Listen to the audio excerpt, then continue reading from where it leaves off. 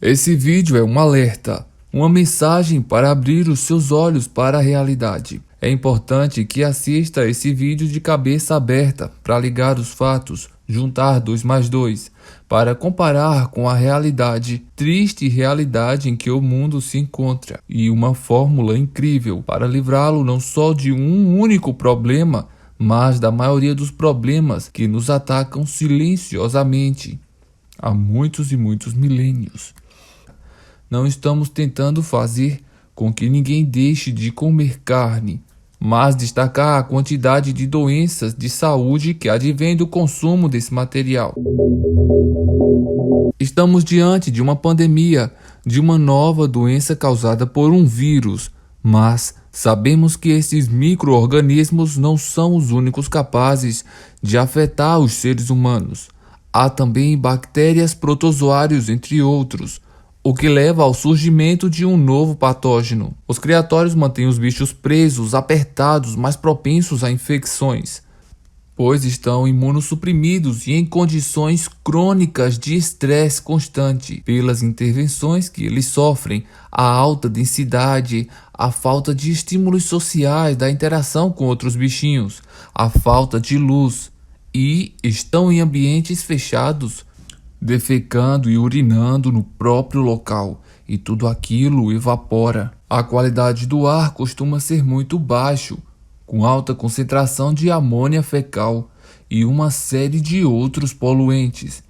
Isso prejudica a primeira barreira de defesa contra infecções, que é o trato respiratório. A maioria dos surtos de doenças das últimas décadas, o ebola, o HIV, o H1N1 e o Corisk-19, por exemplo, teve alguma relação com a criação e o consumo de proteína animal. Tanto práticas primitivas de consumo e criação animal, ebola e HIV provavelmente tiveram origem na caça de morcegos e macacos. O consumo de carne de morcegos, cobras, ratos e pangolins são comuns na China, e os ratos em especial são comidos no Pantanal do Brasil.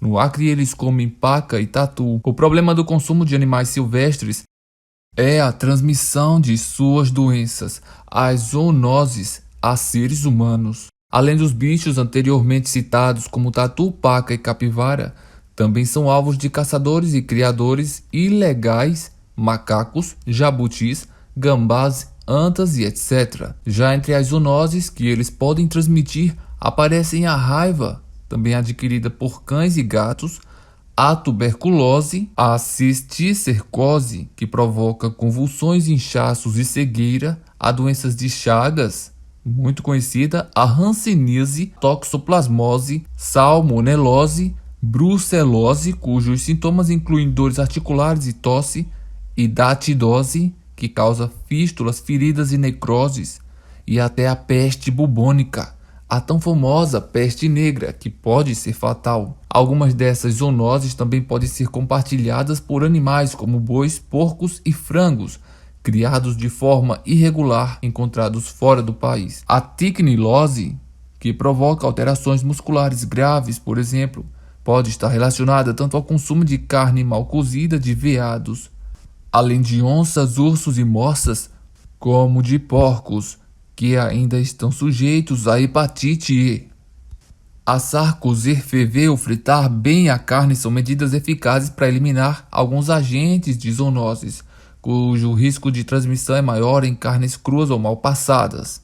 Para quem ainda consome, saiba que essa carne precisa ser exposta a 67 a 70 graus por 15 a 20 minutos. É importante ainda destacar que, mesmo sendo tomadas todas as precauções, existem espécies que, além do potencial de transmitirem doenças, são também venenosas e, para serem consumidas, exigem conhecimento específico de preparo.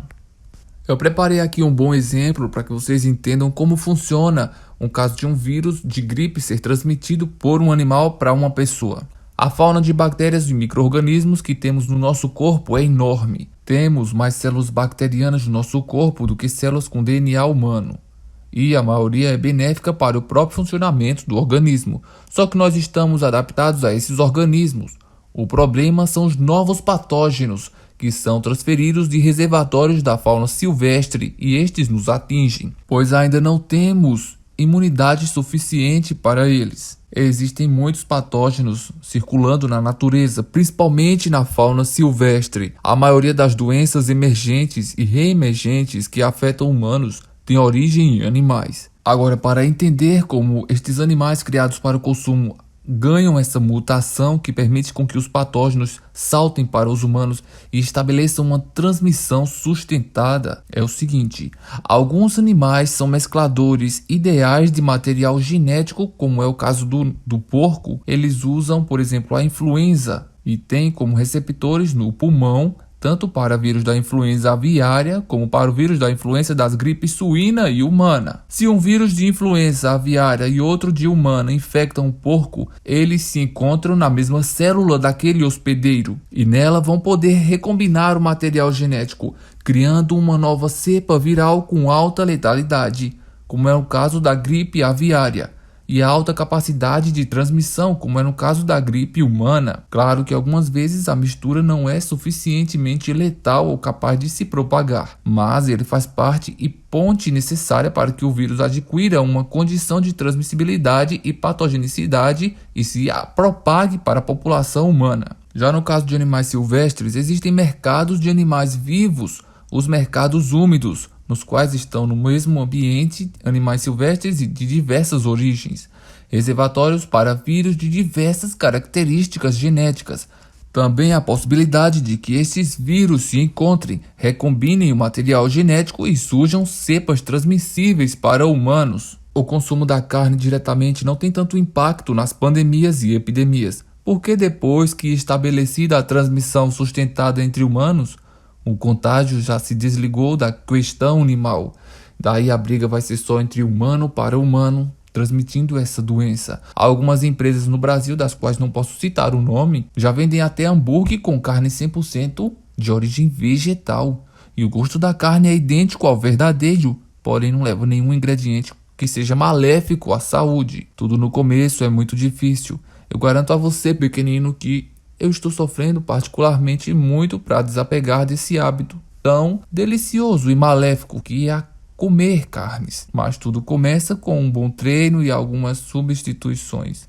Se as pessoas acordarem para essa realidade, o mundo inteiro finalmente estará livre desta e de outras pandemias. Esse é um recado também da espiritualidade. Obrigado e até a próxima, meu quenino.